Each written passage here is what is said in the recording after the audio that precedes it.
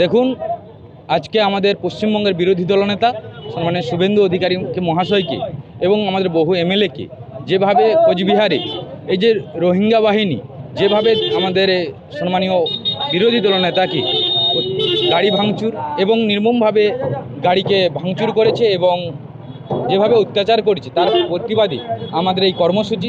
আপনারা জানেন পুরো পশ্চিমবঙ্গ জুড়ে যেখানে কসবা থেকে একবার আরজিকর মেডিকেল যে ছাত্রী ধর্ষণ, আজ থেকে সাধারণ মানুষ কিভাবে সুরক্ষিত থাকবে?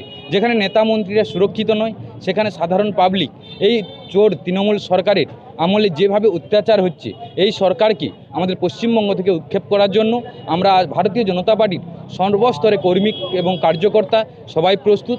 আগামী 26-এ আমরা নির্বাচনে আমরা পশ্চিমবঙ্গে মসনদ আমরাই দখল করব, কারণ তৃণমূলের অত্যাচার সাধারণ মানুষ আজ কিন্তু খুব অতিষ্ঠ হয়ে উঠেছে। তাই এই সরকারকে তারা বিসর্জন করব। আমরা এটুকু আমরা এবার কঠিনভাবে আমরা শপথ নিচ্ছি যে এই সরকারকে আমরা বিসর্জন দিয়ে আমাদের পশ্চিমবঙ্গের বুকে ভারতীয় জনতা পার্টির সরকারকে আমরা প্রতিষ্ঠা করব।